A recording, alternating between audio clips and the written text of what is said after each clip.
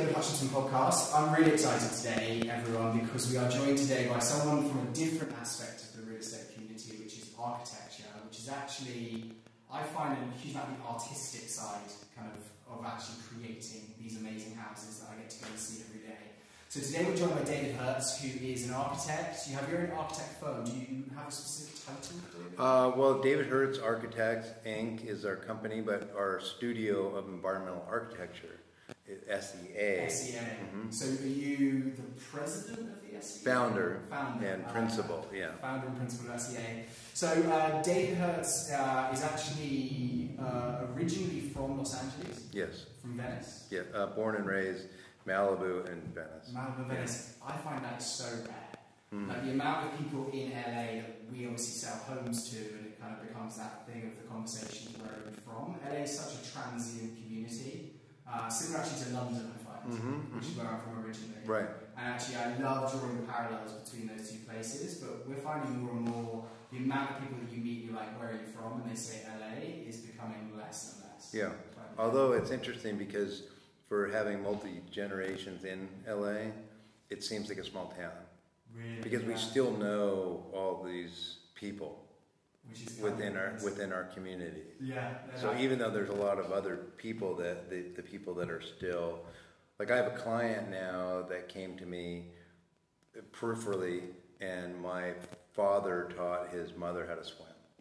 That's so yeah, and then their parents bought one of my mother's, art pieces, and so there's, it's like, yes, of course, and then once you know them, then they're part of another community, and then Do you find that is, because that's the weird thing that I always find coming from London to LA, is that there's people from everywhere, and definitely my family that have lived there for a long time, they know a lot of people, and so therefore you get introduced to those other generations. Right. But whenever I'm in LA, I always realise, and I think it's probably because I've moved here and I have that outside perspective, but it's almost like 8 different mini-cities next to each other.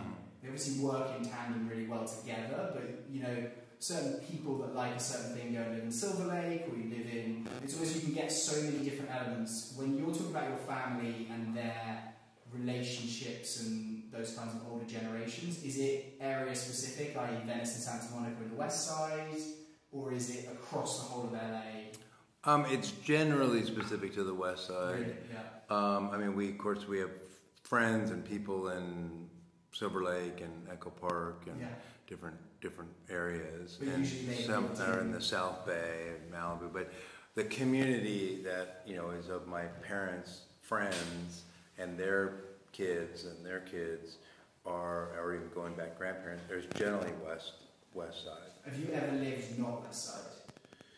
No, I've only lived. I mean, I live in Malibu and Venice and in Westwood. I grew up in Holmby Hills, like Little Holmby, right by UCLA. How has that changed since you grew up there? Not that much, really. It's still big estates. A lot of big estates. We lived in what's called Little Holmby. Yeah. Then there's like Big Holmby with like Aaron Spelling and the incredible palatial kind of houses. And we're in a little house, which anyone else would consider to be mansions. Yeah. But they're small mansions. But it's beautiful because it's right off of campus. And my father, he was a surgeon, and he was also a professor at UCLA. So like UCLA was our backyard growing up, but then we lived most of the summers in Malibu. So he would do surgery, but then also transitioned later into kind of teaching. Yeah, or both, and can do both. Yeah. That is awesome. Yeah. So Westwood, and then of course my great grandmother lived in Venice in the 20s, so we used to come visit Venice. But Venice was very sketchy. I mean, when I was growing up in the 60s, it was very rough and dangerous. Because that's one thing I actually love. I think because when I moved from London, I'm moving from a city that's like 2,000 years old. Yeah. So when I'm selling real estate there, there's a massive variety in the age of things, and I think a lot of my friends and colleagues when I moved here, they were like, oh, well, you really enjoy the old stuff, Victorian homes and that kind of thing. So how are you going to recreate that love in LA? Venice I fell in love with as soon as I walked in here, and when I started looking into the history of it being built like a kind of Coney Island of the West Coast, and then its transition from that to me was fascinating. So yeah, it's just, you know, it's pretty close to as much history that we have in LA. I mean, LA is all disposable kind of fast food architecture. Yeah. And even there's a certain simulacra with Venice that's, you know, ironic because it's just, you know, it's like a set. Yeah. But some of the buildings are from 1905, 1915, like the arcades directly across. This is the first commercial street. Mr. was building out Venice was there. And you know, so there does feel like there's still some semblance of history for us, you know, from our perspective. And that's about as far back as, you know, we go. But I think it's fascinating because I think weirdly before when I lived in England, I always valued like the older the history almost, I thought that it was more relevant to me. Weirdly, I think it's almost the other way with that. Because now you can actually see photographs of Venice in black and white and pictures of when all the canals were there. And to me that's almost more powerful because I live here and I see it day to day and I feel like that's more of a connection than actually like, oh, just because it's older it's more important. I mean, it's important to value the past, and it's a question of, I was on this character mass and scale committee looking at, you know, what is neighborhood character and what is historic, you know, or what is contributing. And at some point, if you take that logic all the way through and you take like a horrible 70s, you know, apartment building, at some point, that's going to be relevant. And cool. Yeah, and cool. It's just like a car, right? I mean, at some point, that old beater is going to be cool. But that's about as long as, you know, we go. The opposite of that, not having a tremendous historical precedence, gives one tremendous freedom creatively, which is one of the reasons that Venice Beach is the kind of epicenter of creative architecture, at least was at its time, because there was no historical precedent. There was nothing that was really sacred, and everything was built not to last. I mean, it's a different perspective, right? If you're in Europe, and that building went through wars, and there were other families that generations lived there, was rebuilt. They're going to live there after. You have a different perspective. But in LA, everything is new. So every client basically is just like, they want a new house or they want to tear down the old house, and you just throw it away basically or recycle it. So because there was never really a long history of craftsmanship. Yeah. There's it was kind of merchant builders, these like quick, and a lot of Venice was built in adjunct to aerospace. Yeah. And post-World War II housing was huge areas of Venice. And then, of course, a lot of the houses were moved here. Like a lot of anything that has any kind of character that's older likely moved here from Pasadena as like their beach house. Really? So like we restored the 1905 Sepulveda beach house. Yeah. And it completely jacked it up and built a new foundation and restored it. And it looks, exactly how it was. But those houses were generally moved or built as weekend houses, so people would take the red car to the end of Venice, and then it was all canals, and they would move little craftsman bungalows or something down here. Yeah, because that's definitely the thing I think you see with like some of the older style bungalows is they're quite small. Mm-hmm. It isn't exactly like built like for a family of four. Right. A lot of them do seem like that kind of like weekend vacation kind of homes. Right. That's also another thing so going back to actually what you were saying about how things kind of age and then they become cool after a certain amount of time, that when I was working in the London real estate market was almost everything. It was like as soon as, when I started first selling property in London, which was end of 2011, at that time, Victorian was cool. It was like, okay, well, it's a Victorian property, it was built, end of the 1800s, early 1900s, it's that kind of style, even though it was almost like carbon copies. You go down a street in London, it's 2 up, 2 down, literally kind of all, none of them are detached, they're all attached to each other and sitting there. And weirdly, that was the one that everyone wanted. And it was weird because I think London had a lot of character on the streets because of the bombings of the Second World War. where it was like one bomb would land there and it was broke up this string of houses, and then someone who built at the time in the 50s, 60s, 70s, low income or cheapest to build housing because they hadn't got enough space. And so it's weird because when I was selling there, no one wanted new really, because apparently new, which is very different from LA, everyone wants brand new because you don't have to put up with everyone else's wear and tear. There it was very cool to have the 1920s style Victorian house. We didn't want new, but those 50s to 70s like concrete built kind of things, everyone thought was the most disgusting thing ever, so that would always be the lowest price. Now, over the last like 2-3 years, they're becoming cool. Oh. So people are like, oh, I like this. It's kind of like, it's that retro style. Right. Which I always now look at it, because I look at like different cities, and I'm like, is that just like human nature? But it's almost like when something's new, it's cool. Then it goes through this like period of people are like, oh, actually, you know what, that was cool 5 years ago. And then it kind of has a second life almost. Yeah, I think it is. I think it's but it's also planned and perceived obsolescence in the way things are designed or the way things are marketed.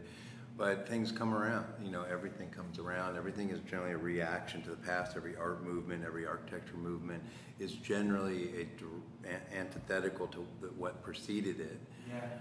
And then it comes back around as being, cool eventually. Yeah. And it's often on about a 30-year cycle. I worry about that side with some of the houses we see in LA, because obviously, like my office is in Beverly Hills, and they have a huge amount of properties that you see going up, especially at the moment at $10 to $13 million price point. And it seems like a lot of the people that are building it, they kind of always are doing your timber structure, and that's oftentimes I look at it because I'm always thinking this isn't going to last 1,000 years, but equally on the other side of it we're in an earthquake zone. And so it becomes that thing of like, okay, well, it needs to be able to move in a certain way. However, we live in an area with termites, and then I look at a lot of areas in Venice in the 20s and they're built like brick. It seems like even though we've had big earthquakes over the last 100 years, they've survived and kept that character. What are your thoughts from like the architecture, from the architect standpoint of, do you think that everything in LA should be built timber frame because actually earthquakes are going to destroy what's on top of it, or are you more of the mindset like you build something to last forever, especially when you're paying that price? Well, I think there's two different ways to look at it, and sustainability definitely comes into mind. I think you either design for disassembly or impermanence, in which case, wood is very good in that way. Definitely. Or you really design for permanence. But buildings, oftentimes architects think that buildings are done when they're done with them, but they're really just beginning the life. And technology and lifestyles change, and what one even thinks that the building is designed for today may be entirely different. You look at big box stores being completely, inappropriate because no one contemplated the internet, and now they're being repurposed into, all housing or different types of uses. So, I think there's not one size fits all. It's what's the most appropriate solution for that. Wood frame is unique to our climate, our region. We don't have, a lot of stone. It's not appropriate, to use a lot of heavy masonry in a seismic zone. You do have the flexibility, but it's also very easy to come apart. It's a good carbon sink. It's renewable.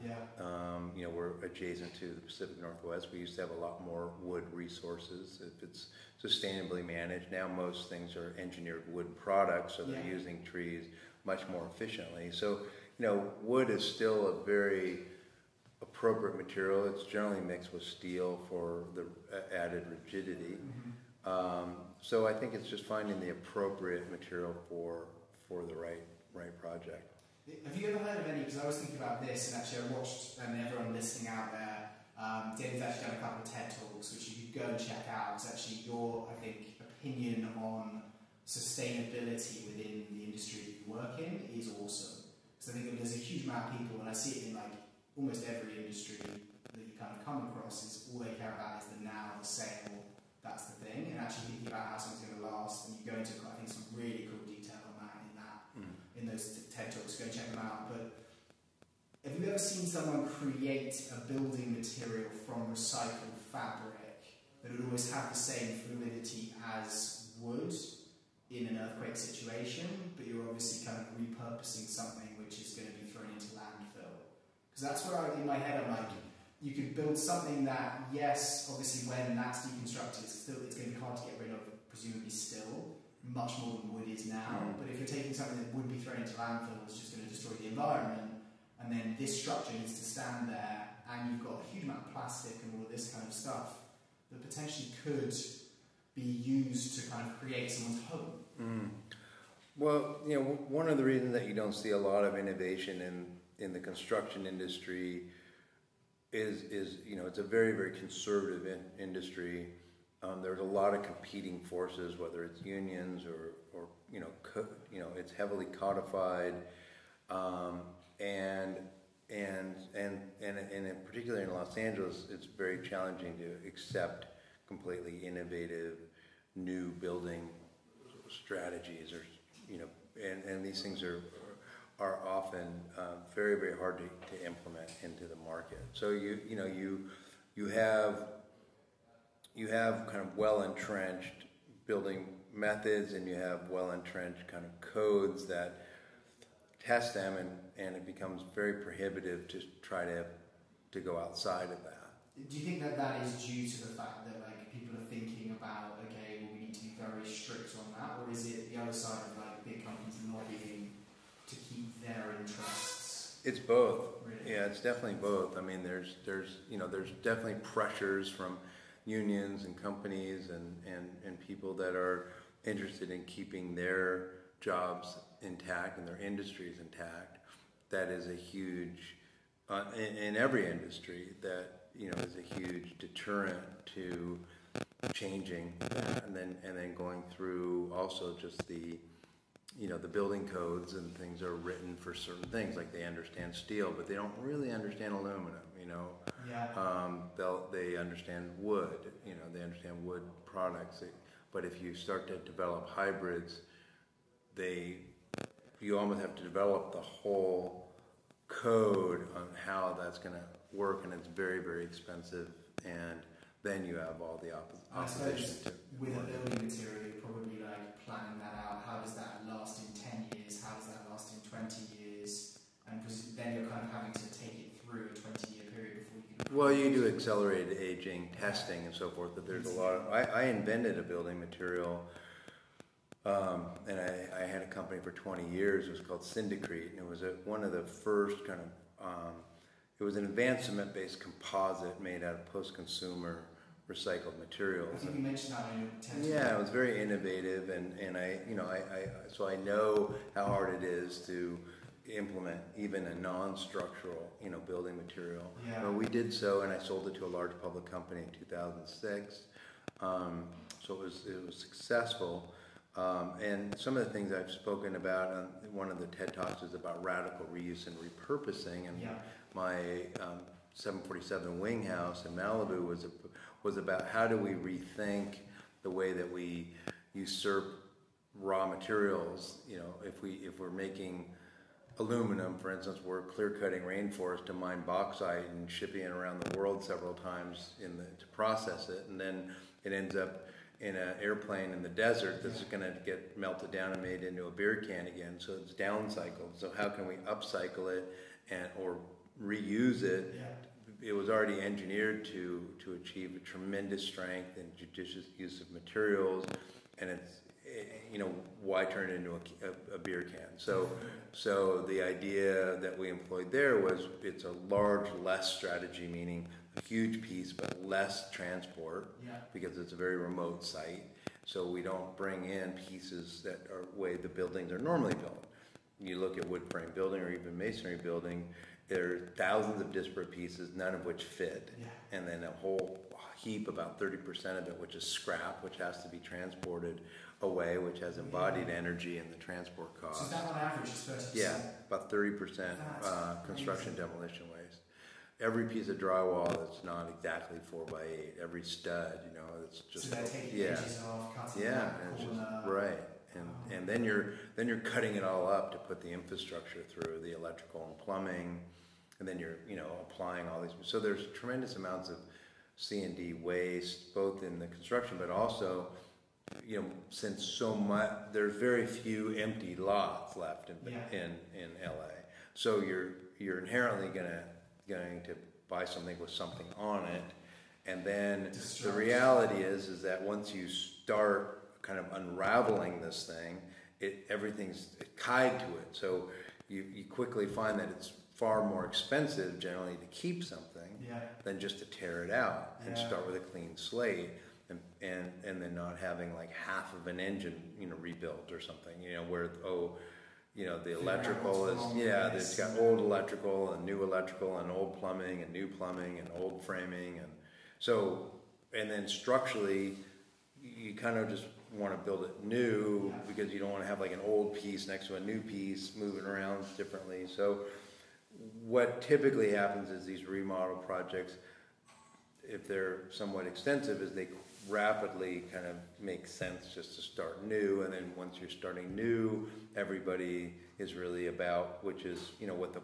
banking industry is about, what the real estate industry about is highest and best use, and max it out and comps, and so you have this kind of this desire often for quantity over quality, or size over really architecture. We exist a little bit outside of real estate, because real estate is the commodification of it, but we're interested in the art, or the design really of architecture is separate from that. Now it works well. I think good architecture often sells at a very good price. I mean, hence my Californication House or other projects that I've done have all achieved records by multiples in Venice, because people some people appreciate architecture and quality. I think that to me is something that I think is going to play out massively over the next 10 years, especially in the luxury markets of LA. Because really now, when I'm going around and having a look at some of the options to the buyer who's spending considerable amount of money, $10 million plus on a home, there is definitely a trend of I think some developers saw, okay, this glass box obviously makes the best of the views, and this is sold, this is sold, this is sold, but it's become a situation where there's 25,000 of them in the market, it feels like. There's no real artistic thought or soul that's kind of gone into it. It's just, oh, well, that one did well, so let's copy it and let's just try and kind of do that. Yeah, because I think it's largely based on commerce and this kind of conservative bet, especially, but that's understandable as a developer. And you're going to want to be conservative to go with what the market. So it's self-fulfilling, as you're saying, because what sells, and it sets the trend, and then that's what other people follow. We've always been setting the trend, not copying the trend,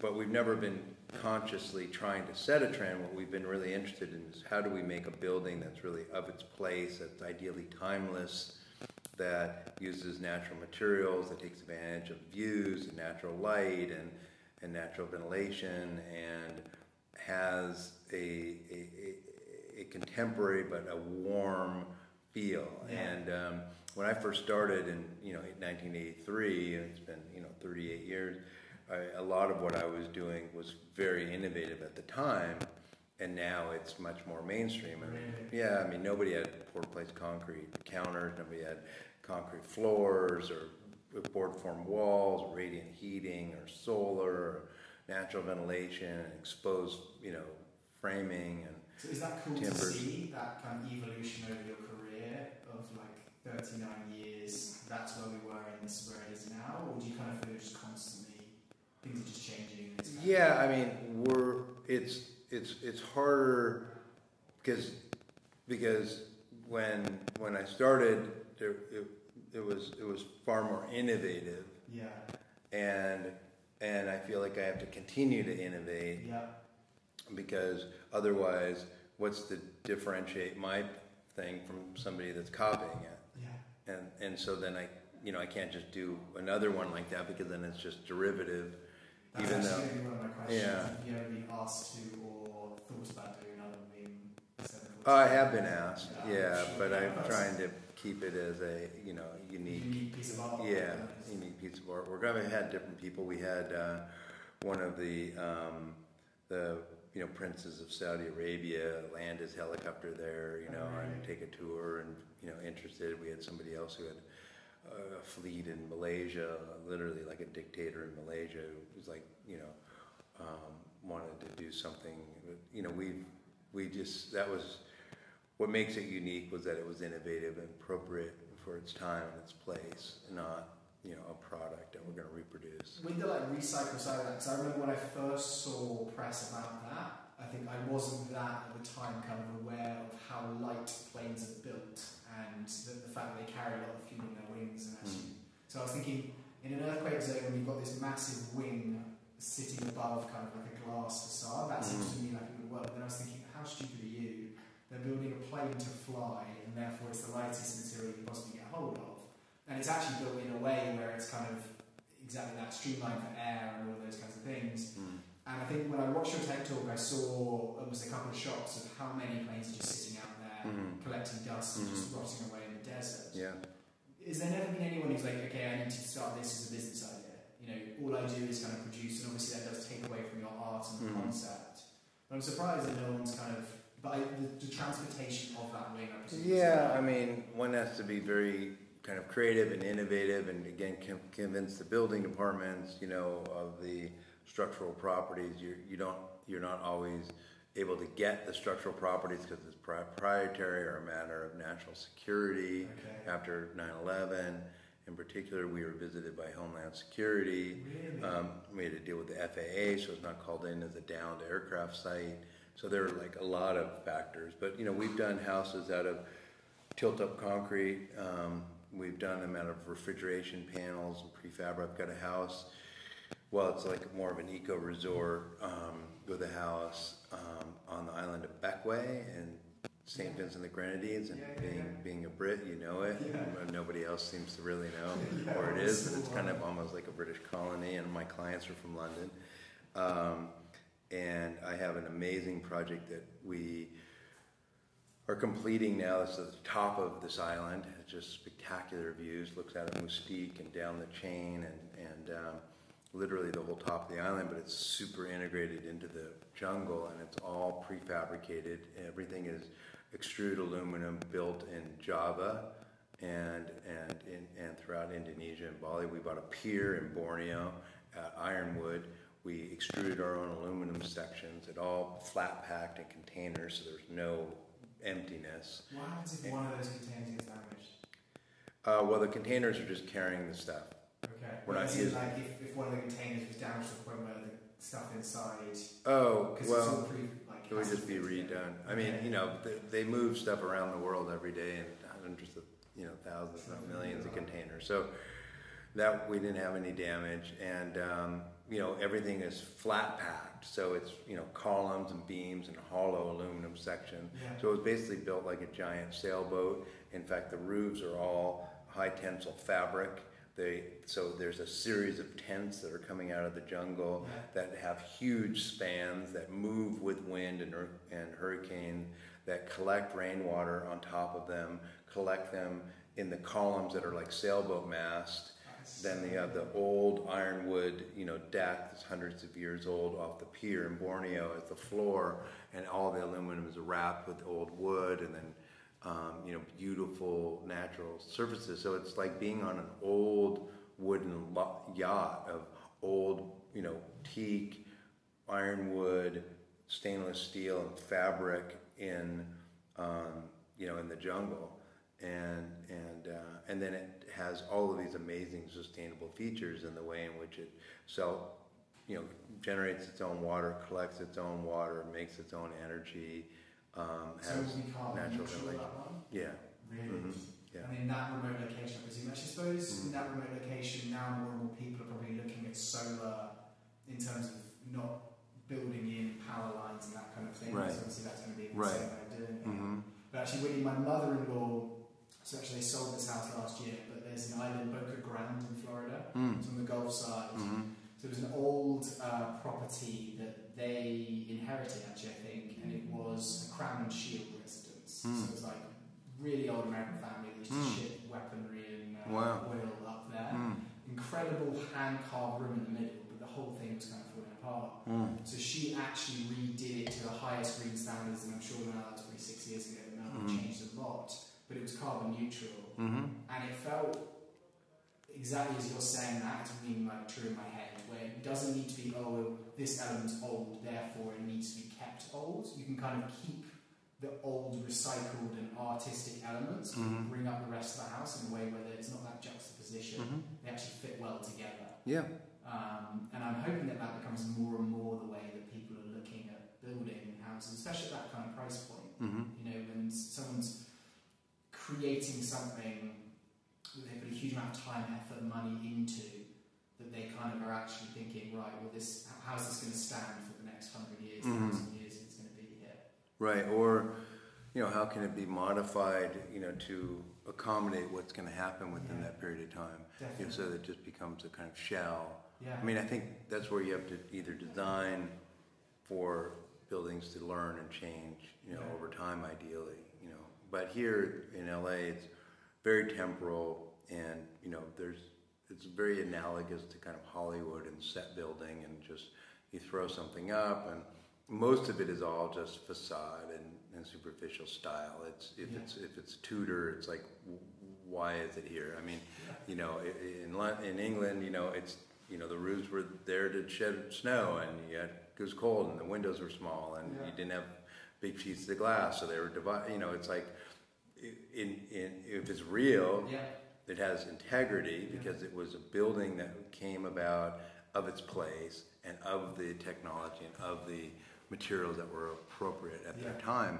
But now we exist in this kind of, you know, kind of synthetic world, especially here, where it's anything that you want it to be. So it's just style, and style is just facade. And then, you know, most of them are basically just tract houses, and they're built like that, and people don't really have the sensibility as clients generally, because they haven't really seen architecture, and they haven't really had architecture.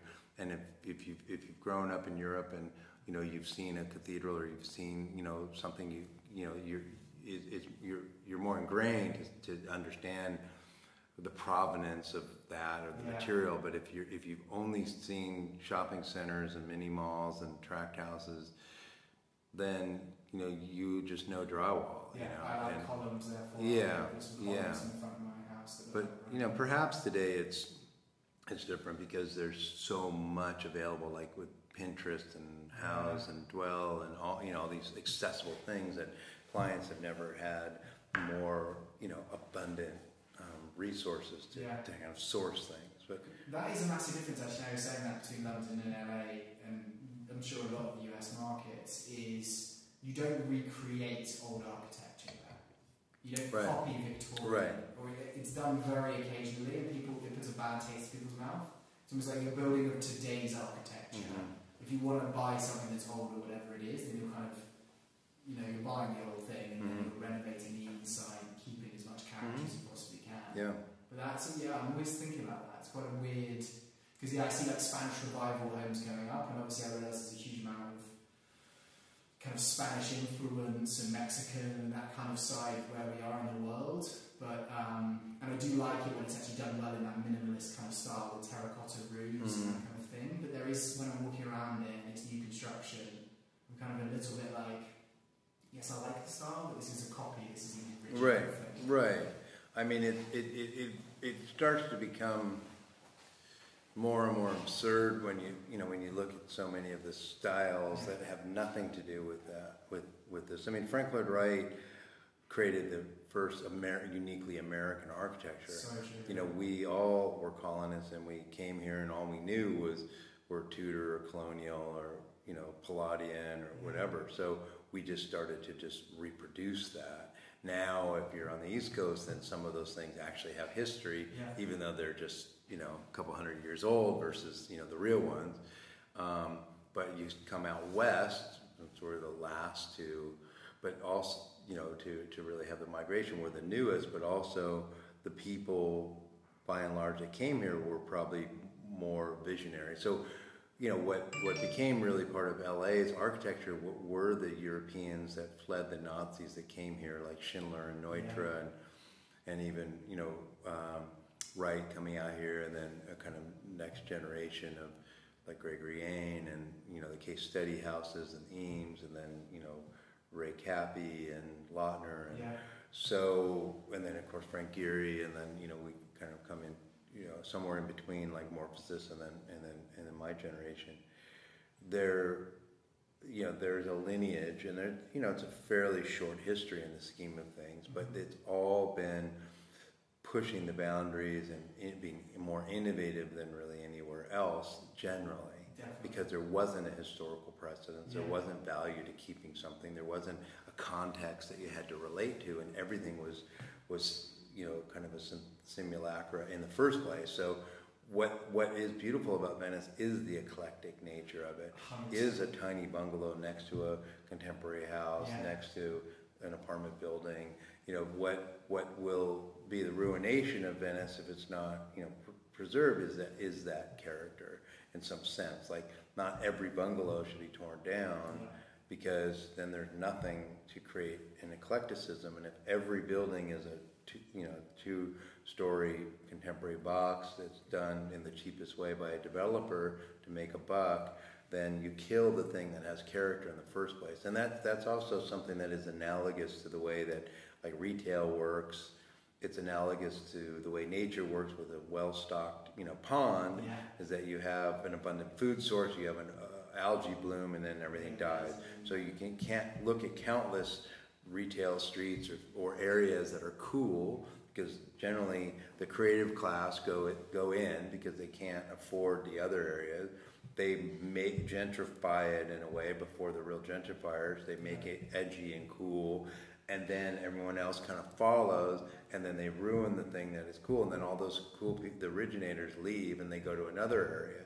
So you look at, Venice was populated by people that had nowhere else to go. You go as far west before you can fall in the ocean, so you get everything that's loose and crazy, and everything that Frank Lloyd Wright used to say, if you take a map of the United States and fold it and lift it up in the East Coast, everything loose rolls all the way to the West Coast. And here they are on the Venice boardwalk. We're at the edge, so there's really nowhere else to go. And sometimes people, come into the community and there's like, well, we want to freeze this moment in time. Like, we want it now. Or like, I've lived here for 3 years and I remember the way it is, and I don't want anyone else to, build a big house because, I have mine, but I don't want to ruin the bungalow next door. And it's a question of at what point do you freeze it to where, it is appropriate. And the only thing that I know certainly about Venice is that the only constant is change. So it's organic, it's changing, it's trying, it's gone through waves of developers, it's gone through waves of apartments, it's gone through waves of, anti-building and then, rebuilding, and, so at some point, with having some perspective of several decades of it, I'm a little less like, oh, it has to be this way, or you have to do it. But at the same time, I don't want to see things completely destroyed to where we can't undo that in the future. I think that was definitely a thought that I was having, actually probably about a year ago, and I think it's been less and less, but it was definitely a case when I first came to LA, I think 2009 was when I first visited. I just met my wife in South Africa, who wasn't my wife at the time, on a surf trip. Arrived in LA, and she at the time was going to the Fashion Institute downtown. So I get off the plane, I'm staying with her. I'm like, this is not the LA that I know as being. Like, oh, I see Hollywood, and I see the films, and I've seen Lords of Dogtown, and like some cool things about these different areas of LA. In 2009, downtown just felt very much like a concrete box jungle kind of thing, where it was kind of good during the day. She was quite close to the Staples Center, so you'd see people, but everyone at 6 p.m. left and went back to where they lived. So I was like, what is going on? Literally the first weekend when she wasn't working, came to Venice, and I was like, oh my god. Like, I don't know what it was, but it really hit me. Like, I didn't necessarily think all of LA was like this, but I loved it because it just felt genuine and true that people were there. After I moved here in 2017, start of 2015, it became a little bit of a situation where I was seeing Snapchat emerge and like all these big companies, and when I first discovered it, it was the kind of bit more dangerous, but it's on the coast, it's south of Santa Monica, so you can get things for a bit better price. But it was almost like the uniqueness of Venice wasn't seen as that as cool. Whereas it just seems the last like 5-6 years has been, everyone's like, oh my god, you know, you can buy whatever you want in Beverly Hills or whatever it is, but if you want genuine kind of walking down the street, seeing a complete mix of different people, different architecture, being on the ocean, which for me is like, if I'm living on the coast, I'm as close to the ocean as I possibly can. But that was a little bit of a worry, because I was kind of thinking, okay, well now you've got a big company like Snapchat, and no anti-Snapchat or anything like that, but obviously it's kind of put out there into the world that everyone then is coming there like, oh, this is cool. And people would almost dress in the Venice kind of flamboyant style, not because that's what they actually wanted to do, it was to copy something that they saw was kind of a cool thing. And I was really worried that Venice would just become, Santa Monica would just extend down the coast. But it does seem like, and I think there's an element of that which is the tourism, and Venice Beach Boardwalk I think is the second biggest tourist attraction in Southern California. Next to Disney, Yeah, and so it kind of seems that, I hope that people come here because they actually want to experience it, not copy it and change it into just being Disneyland. Yeah, I think that's always the struggle. Venice is a really unique community. I mean, it was definitely kind of a ghetto by the sea. I mean, it has, but it, you know, it is changing and it has gentrified, and some of that gentrification is good, you know, and some of it is not so good. And it's, I guess the question is finding the right balance for that. But what I've always loved in Venice, I moved here in '76. As I said, I was here in the '60s. I used to go to POP when it was open. You know, it closed on my 6th birthday. I grew up skating and surfing, you know, in Venice, and I grew up with all the guys from Dogtown. They're all in my high school, my age group and community. Watched, you know, it change with architecture. I worked with Frank Gehry on the boardwalk. You know, worked with a lot of artists. This street, Market Street, I worked with Jean-Michel Basquiat right next door. I worked with all the light and space artists, with Dwayne Valentine, with Robert Graham, with John McCracken, with Arnoldi. They're amazing kind of group of artists and creative people. And my position of Snapchat was, since they were next door, is that, well, you know, they're creatives, potentially creatives too. At this time, it's just a different medium. But I think that it ultimately became a monoculture because they took over too much, too fast, and didn't really understand Venice, and they, were not.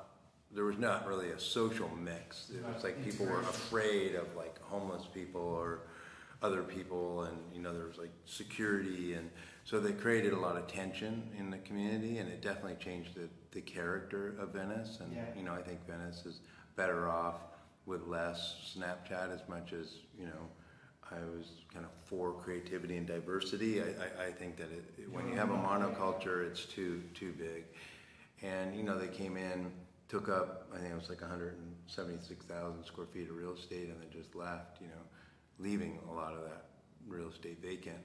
And we're seeing like next door, I think, sold recently, didn't it? Yeah. But actually, that was looking like that was going to be vacant for a while. So they were like trying to sublease a lot of their spaces. Yeah, they had long leases, and they were still, had leases, but they were trying to sublease out or sell. So it's just, but that's just another blip, in the history of things. It's like, oh, Silicon Beach and all that, and a lot of these just kind of faux hipsters and grifter type of people. Yeah. But I've had an attitude of acceptance, because I'm like, you could go look on sidewalks from the '60s that were like, yuppies get out of Venice, or hippies get out of Venice, or here, like when people used to come in and surf, I always used to POP, So it's always been like that. So I think, once you have some history behind you, you know, even if our history is new, you have a little bit more accepting, not everybody, but I have a little bit more accepting attitude. It's like, hey, well, we're all just passing through, and there's dynamics, and sometimes there's tensions. But I think that is a really refreshing attitude, because I think there's a huge amount of people like me, especially in our industry, who, well, it wasn't like this in my day, and they have this kind of tie onto it in some odd kind of romantic way, which I can completely kind of understand, because I have that with certain elements in my life, but it definitely always seems odd that people have such an issue with change. Change is threatening. You know, change is threatening to people, and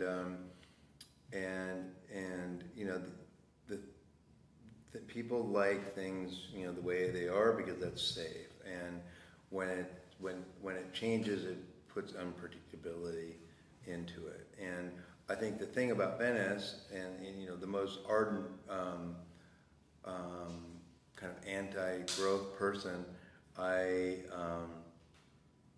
you know, I appreciate them, because as much as the person trying to do something, because everybody, if they really love Venice and they care about it and they're willing to fight for it, you know, it starts to become limiting when somebody starts to say, well, we need to develop a style or a certain character that's uniform, because that is anti-Venice. You know, doing individual things, right? I mean, it's like Venice is a place where you kind of are allowed to do anything. Everyone's accepted. Yeah, that should be the spirit. And so the architecture should be incredibly eclectic. And, you know, the multiple things that create a kind of uniform aesthetic of a time, I think is somewhat problematic. Changing the fabric and the granularity of the community. So how are you with that then? When you're sitting here right now, do you find that you have thoughts about what you think Venice will look like in 20 years, or do you just kind of think, you know what, it's going to be what it is going to be? Yeah, I kind of think of it as a living organism that's going to go through changes. It's going to be affected by economies and people, and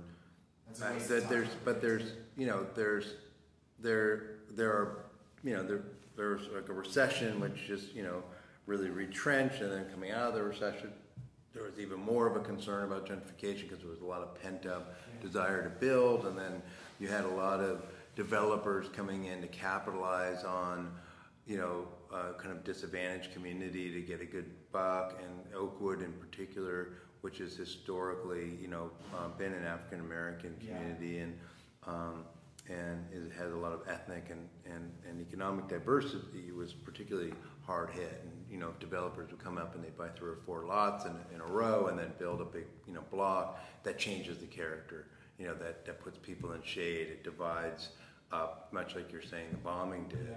So, you know, then what tends to happen is if one person, you know, builds a big 2-story box and blocks all their shade, then they're like, okay, well, I might as well join them, then I'll build my 2-story one, and then, you know, it just keeps going down the line.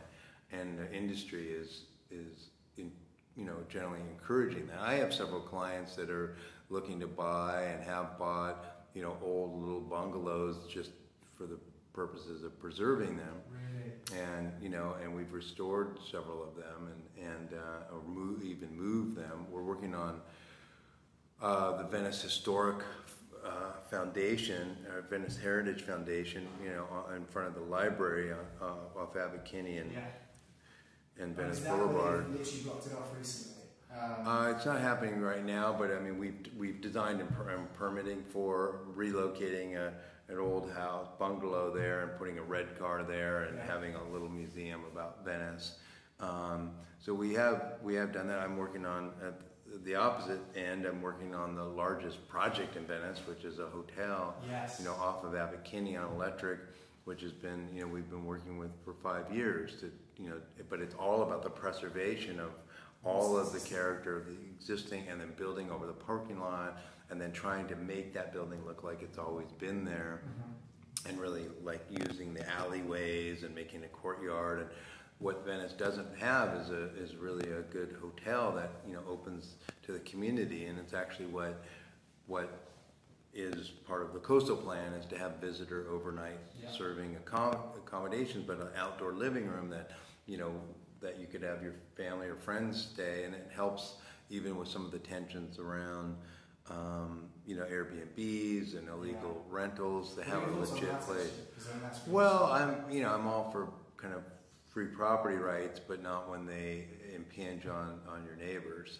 So, there needs to be some regulation, and there is that's being dealt with. July 1st, I think. Yeah.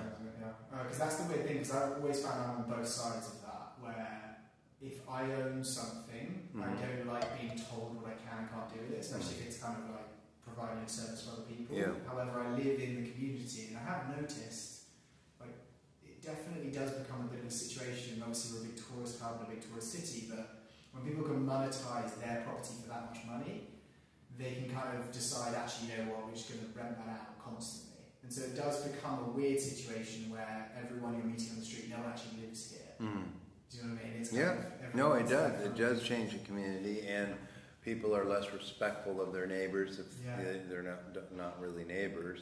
Definitely. And there's been some abuses where people or even large companies buy up lots of properties and then lease them out or lease them and sublease them, which is even worse. Yeah, so it needs some control, and I think from what I understand, the ordinances will allow you to rent your primary residence, and you don't have to be on the premises like you do in Santa Monica, which is particularly limiting. So this seems to strike a reasonable balance that would keep serial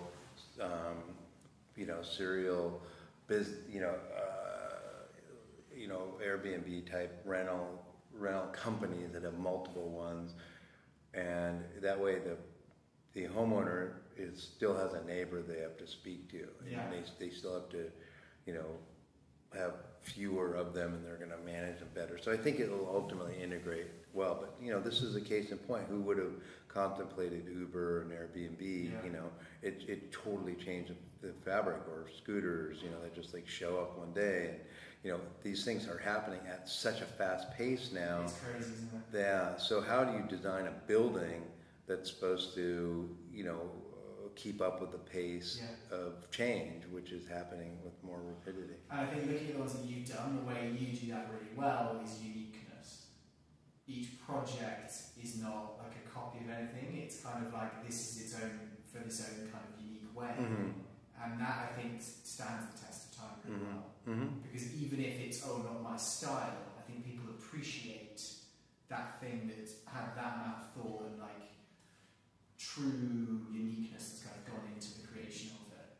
Yeah, I mean, they come more as an artistic expression of what I'm trying to do with architecture as art, and or interested in the kind of the way it's built, or that's why I'm interested in one house is a wing house, one house is tilt-up concrete, one's refrigeration, one's made out of fabric and aluminum, because I'm interested in kind of the, not repeating myself. And even now, since I did Californication House, which kind of represented a personal style based on a kind of poly, modern meets kind of Schindler, amalgam of just, what felt like my personal aesthetic and influence other aesthetic. Now I live, I live in a 600 square foot little bungalow in Oakwood, but I have a big ranch in Malibu. And it's this old historic movie ranch. And my grandfather had come to Malibu in the 40s, and he built Paramount Ranch. And the western town was burned down recently, the Woolsey Fire. And my brother and I are working with the National Park Service on the rebuilding efforts. But I have a property that Tony Duquette, who was the only American to ever have a solo show at the Louvre, built. He was head of MGM. He was nominated for 26 Academy Awards, won 6, things like Gone with the Wind and The King and I. And so a lot of what he did was bring the sets from The King and I and Anne and the King of Siam up to this incredible property at the furthest end of the Santa Monica Mountains, where it dives into the sea above Point Mugu, and built a fantasy land, where big Hollywood celebrities of the time could kind of come and be free and dress in costumes and just have these amazing things. So it's otherworldly, and so I've been, a steward of it recently and restoring it, and it's just, it's really quite a fantasy. That's the other like element that I find that I'm really drawn to. I think coming from London is like the Hollywood history side of it. It's always broadcast over to the world over the last 100 years, and it's become like I remember touring one I think in Holy Hills where it was literally one of those run down but massive kind of estates built in the 20s, and found a hidden door in it that was in one of the closets that led down to an old speakeasy and had Charlie Chaplin's signature on the inside. Yeah, amazing. Yeah. So I was like, oh my god, this is incredible because I can't really do that. So when you were a kid, sorry if this changed the subject slightly, did you always think I want to be an architect? Well, when I was, I was always curious about how things were made. I mean, my mom said I used to like take apart the vacuum cleaner, and just take it all apart. And like put it back together? No, I couldn't quite put it back together. That was a problem. But I was curious about taking them apart and figuring them out. My dad he was a surgeon, but he was also very creative, and he was a sculptor and an author. My mom was an artist. So I grew up very fortunate in that kind of creative environment, and I was very interested in making things.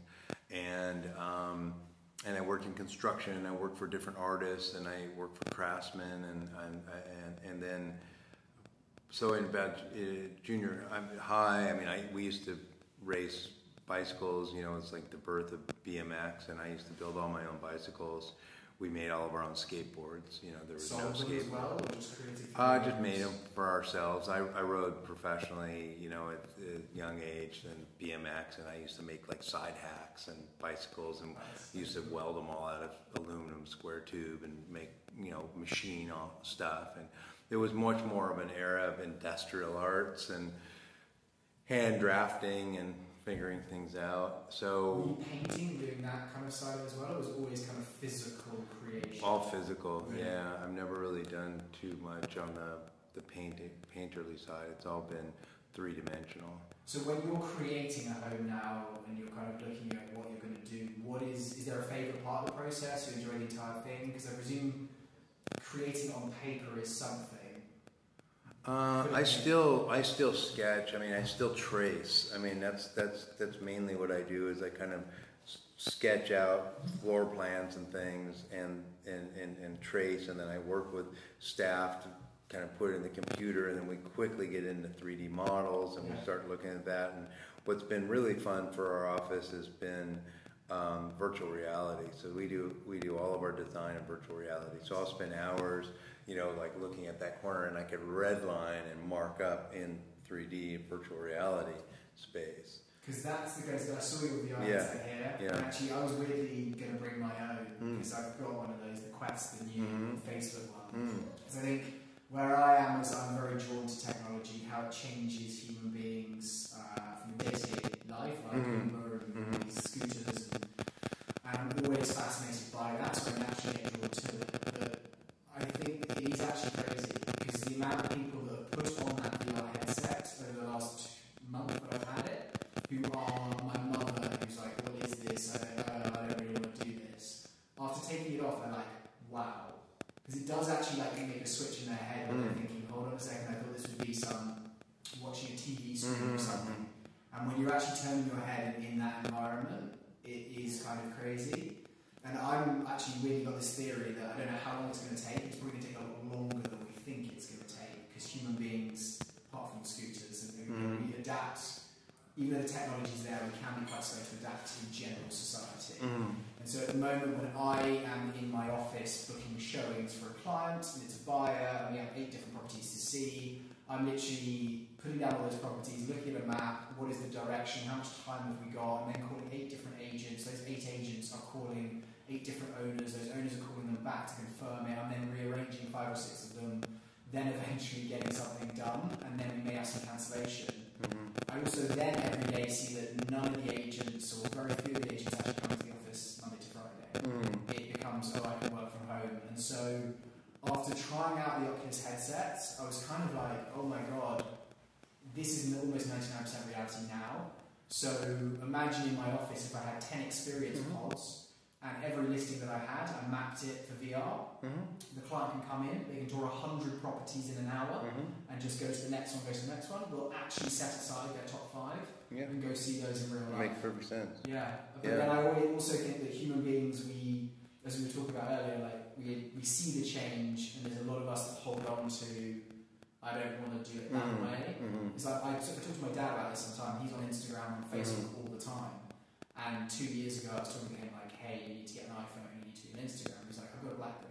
I don't need this. I like being able to type on a keyboard. I don't want to lose that. And like I kind of constantly, whenever he like makes a point like, oh no, that's going to be different, I'm always reminding him of that kind of thought. In the moment, he made the leap to get onto a BlueBerry, a BlackBerry. That was a pretty big technological leap. You know, you can get better. You've had a good experience with that. I mean, I think virtual reality is going to change a lot of things, and certainly I think in real estate it's going to be a huge driver. There's, I mean, people should be able to do virtual tours, not waste a lot of people's time, and then of course go see the real thing. But you know, you could waste so much time if whatever they don't like, you know, the color of the wallpaper or whatever that they don't like. That's just a waste of time. Definitely. So. I mean, think about this actually as well, taking this to the next level, because you just said, hey, you had the Californication House because you were living in that before you sold it. Obviously, that was a double lot, 5,000 square foot house, and obviously you had a lot of space. And kind of weirdly in my head now, I'm kind of thinking as the VR goggles become like contact lenses, and if that takes 50 years or whatever it is, do people stop valuing the actual 4 walls there inside?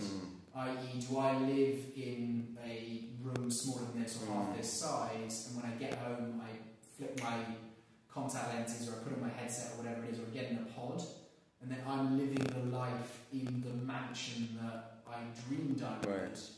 And how does the human being value virtual reality as opposed to actual reality? And does that, do you know what I mean? Like, no, there's definitely a confluence. I mean, I think that we will get to that point where you could be in a very small space with increased density and make any view you want, at any time, and any experience you want at any time, which is much better than anything you could build in the physical. So, and if it's comfortable, to wear, like you're saying, like a contact or something, that it's not cumbersome. Why wouldn't you do that? I mean, a lot of, like my kids, the generation, I mean, they live often in game space, and all my employees are on computers all day long in virtual spaces, designing them. But you given the confluence of technology and the ability to be almost anywhere at any time, that's why you're saying people don't need to go into an office. I mean, and I think it's just gonna offer more freedom. I mean, I was doing some work with pods and virtual reality space with Deepak Chopra for office environments, so that if you're, whatever, you're at Google, you're stressed, and you're, in a cubicle, and then you just kind of go into this pod, and you're in a meadow with the stars and the trees rustling, and all of a sudden, Deepak Chopra comes and gives you a guided, meditation. You have had an experience. I mean, every part of your body and your mind has had that experience, just like when your mother, took off the jarring, headset, because now you're in a different space, like you were believing in. I spend time. I go to lean on the virtual wall or put my elbow on the table. It's like you forget. Your mind forgets. What about disorientation? Because that is something that I find sometimes that I get with it is if I'm playing or I'm doing something with the VR headset, and obviously I'm very new to it, where it sounds like you've been using it for a while. If I switch my vision left or right, I literally don't feel it in, like, it's almost like airline sickness. I get the same thing. But that's just, the technology is not yet accommodating for the movement. But it will. And then I saw actually the other day they do some studies where they're putting the VR headset on someone who's getting like blood taken, and they're basically measuring the stress levels within the person. Them not seeing that being put in another that makes perfect sense. Environment. Yeah, even other things like I'm designing an aquarium for Heal the Bay on the San Juan Pier. Yeah. And it's like a water museum. And so on the pier, actually kind of above pier level? Yeah. Okay, cool. And, I'm really advocating, like, we don't need a lot of static displays that you have, like if you want to go underwater and see a kelp forest, you just put on virtual reality glasses. Like, we're never going to make like an incredible aquarium, but you can start to, and then you have the ability to change the content and and have so much more. So I think and our clients, I mean, of all age groups, really respond to the virtual reality. And I think what happens for us is that ideally people aren't making as many changes in the space, because actually seeing it under construction and seeing it finished is anticlimactic, because they've already seen it and experienced it. So they're not like, oh, there's a window there, or because for so many decades, I see the plans, like I'm completely inside the space, and the client sometimes is like, yeah, okay, I get it, yeah, I like it, go, and we try to build a physical model, and but then when they walk out there, they're literally, is there a window there, or I didn't realize the ceilings were this height, or so it really helps. And I think that it will also be something in construction that along with augmented reality, where you should just be able to hold your iPhone up and see the detail, or run a dimension, it's already starting to happen.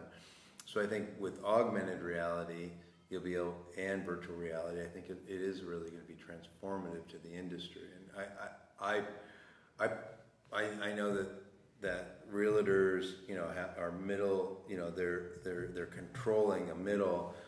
I can't imagine realtors being around that long. I think you're right. I mean, why? Yeah. And for that matter, potentially architects accept that if you're, highly creative, then there's definitely a place. But if you just need somebody to do plans, you could just get SketchUp, or you could just go buy a plan, or you could just buy it in a virtual reality thing, or design it in 3D. You should be able to take a chunk here from this project, and one can imagine the horror of what those things could look like. But I think that it's disruptive. And who would have thought that the largest taxi cab company in the world wouldn't own a taxi cab, or the largest hotel company doesn't own one hotel? And how smart that is, that there isn't the physical, all of that inventory and workman's comp, and I mean, it's just incredible. I think that's going to push human beings into more of that creative side. Yeah.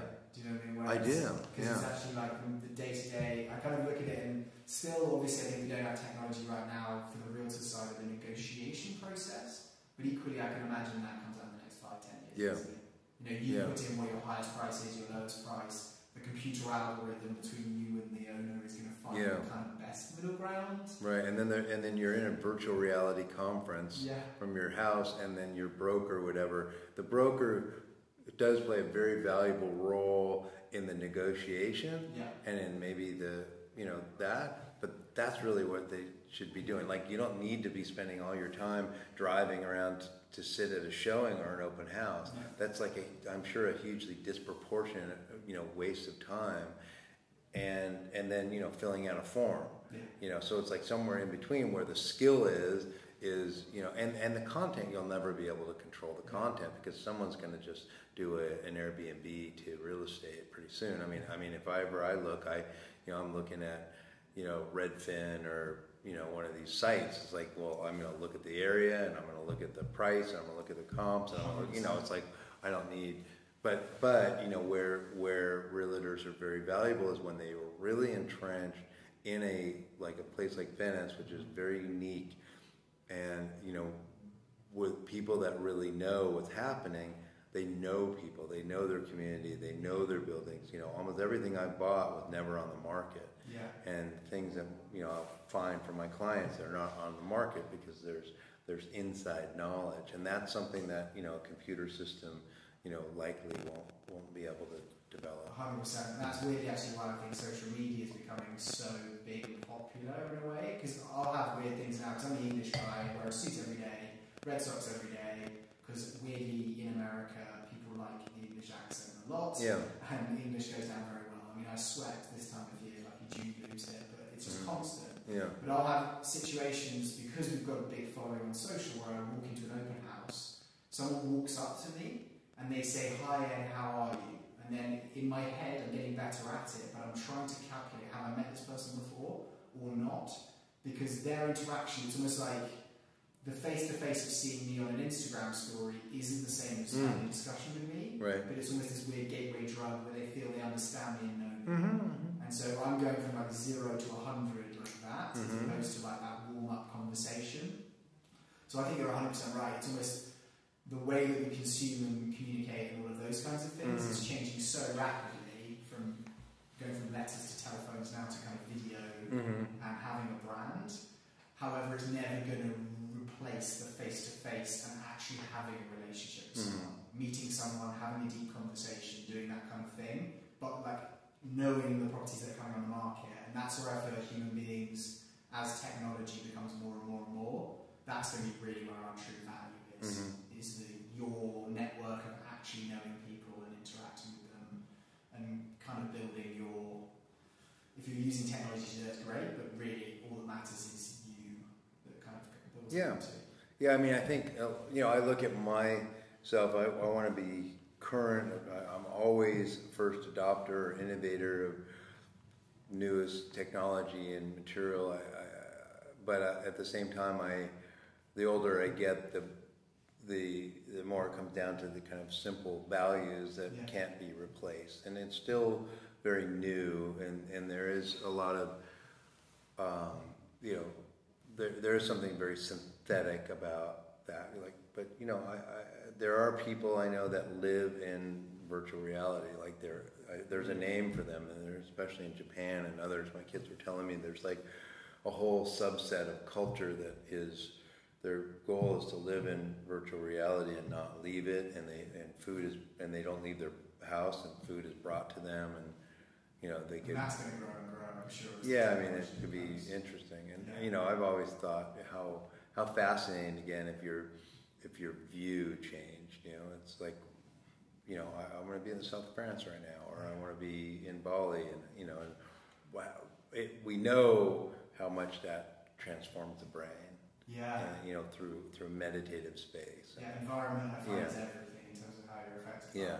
So obviously there are subtleties that are lost, and I'm sure there will be attempts at getting smells and textures and movement. I mean, we do funny things because the technology is there, but when a client's like moving and they're looking towards a waterfall or something, we play music or like a water sound. But now we're starting to incorporate those objects. Like we can put a fire in a fireplace, so when you look at a fireplace, it animates, or a pool, or a tree rustling. Yeah, because like from the agent standpoint, the amount of clients that I have, and I'll send them property details, they'll see the pictures which have been touched up, or they've been wide angle lensed, or they've kind of made the ceiling height look a lot higher than it should be, and then they walk into the property and they're like, right now obviously it's difficult, but I'll use the 360 camera and that'll capture everything, which means I can send them like a Facebook upload, and they can scroll around and look at like what they want to look at, as opposed to what I'm trying to show them.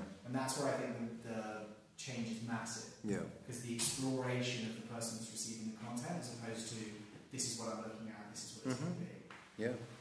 I mean, I have a friend who bought a house that we just visited, and they bought it, they sight unseen.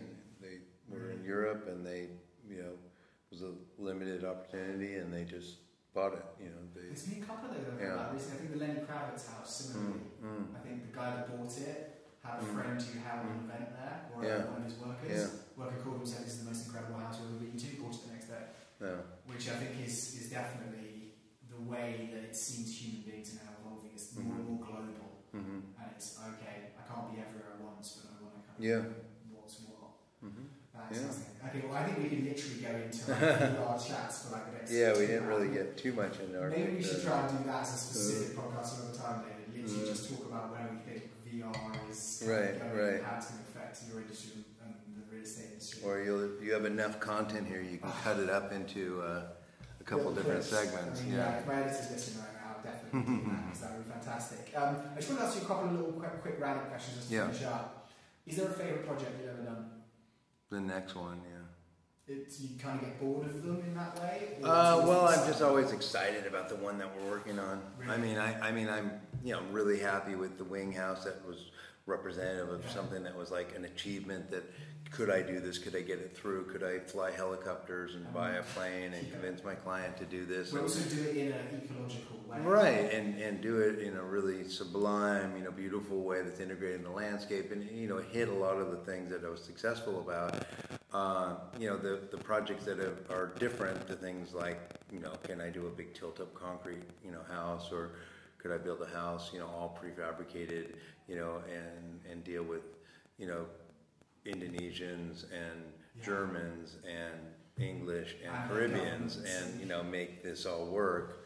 I definitely don't take like the easy path, it's always like, I want to do something that is challenging, where they're generally, no is the first kind of operative word that starts me, pursuing, the yes at the end of every no, and having the challenge. But not every project could be like that, So that is actually a trend I'm noticing a lot with the successful people that I meet who are successful in whatever they're doing, but they're good at it. They always like turning the no into the yes.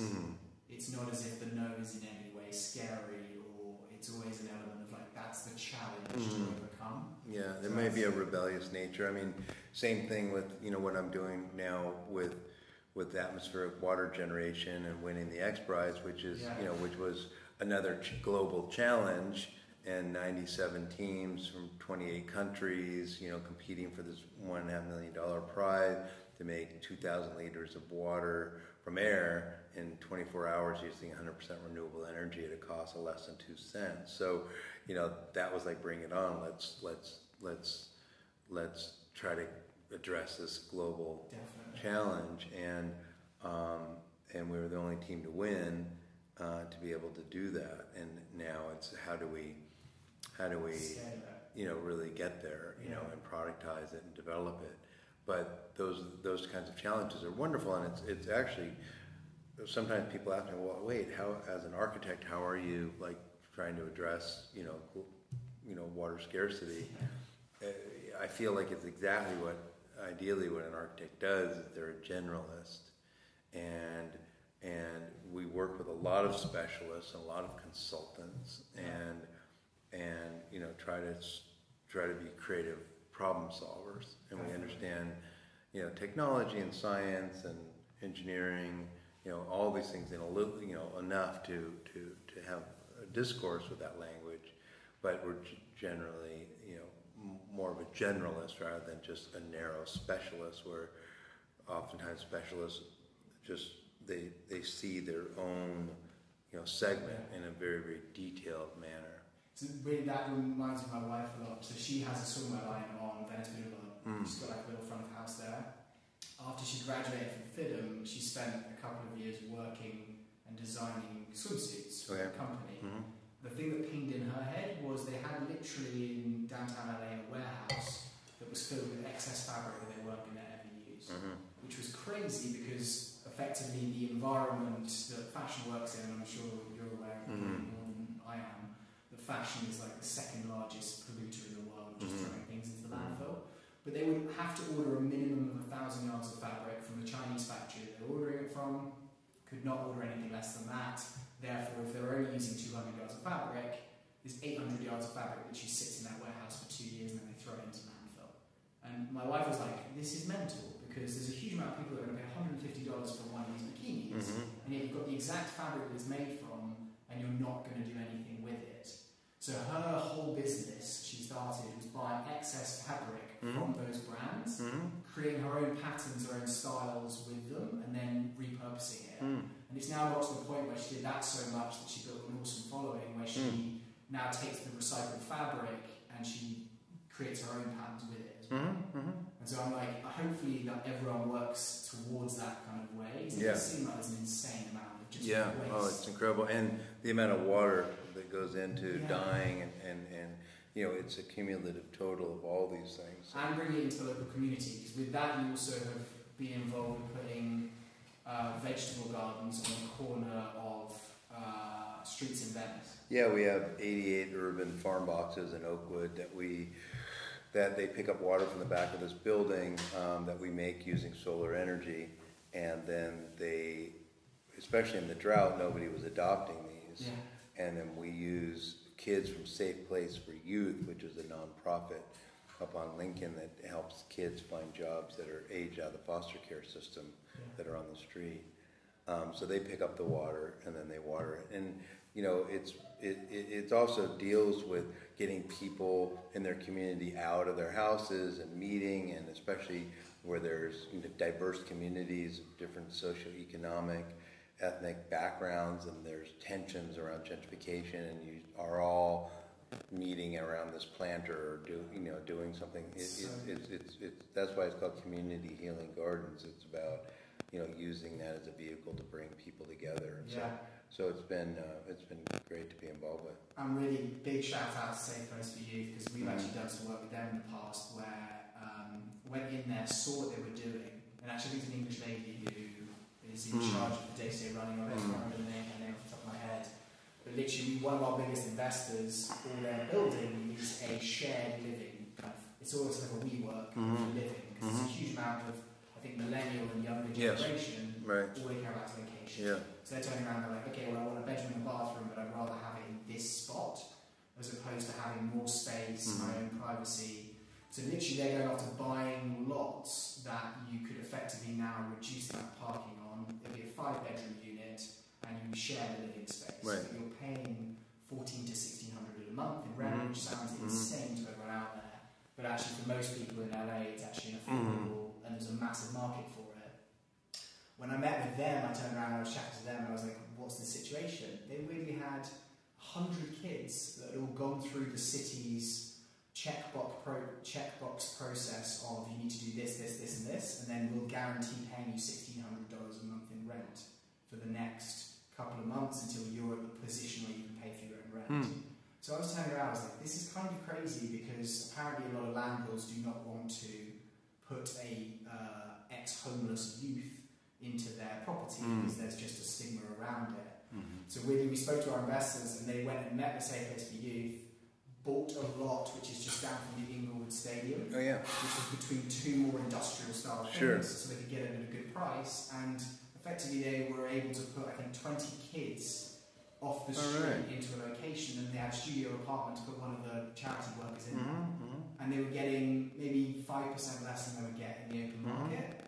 But it was kind of like this weird thing where I'm like, this benefits these people because they've actually got a support network and infrastructure there, they're off the street.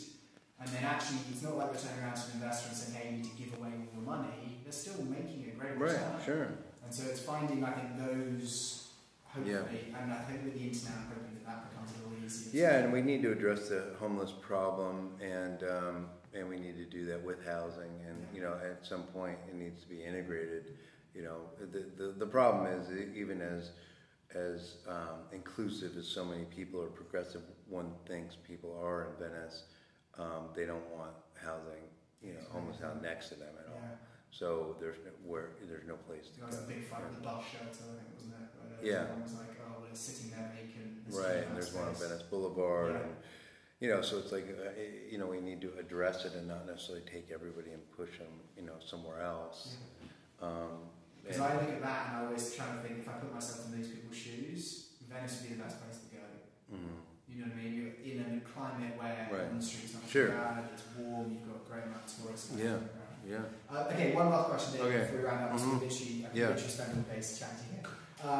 Developers and users, which do you prefer working with? Is it a complete mix? I don't really do a lot of work with developers. It's a rare that I do. It's almost all end users. End users.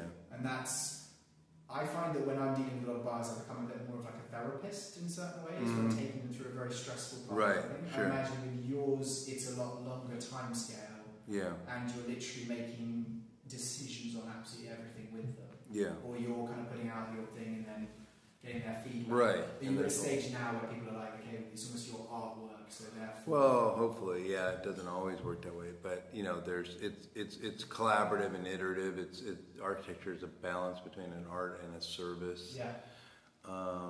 So, you know, again, maybe I just choose a more difficult path, you know, towards that, but it is rewarding. I'm working with several fire victims, you know, it's a very, you know, it is a therapeutic process to like reconstruct their past and what they had and what they remember and how to, but you know, it feels like you're really helping. There's something connected by my clients that live in their homes, that love their homes, and then they're really connected to their homes, versus, you know, a developer who's, you know, very bottom line oriented typically, and that's what they're more concerned with. So maybe, you know, there's a balance between, you know, you don't have the personal connection. That's literally exactly what I was thinking. Because I'm like, this person's gone through the process 25 times. Yeah. So it's not like you're doing the therapy role as much. Right, which would be a lot smarter from a standpoint of a business, scale, but not necessarily from an art. Because, you know, I had a developer look at one of my projects and he was like, this is amazing. And the first thing I would do is cut that,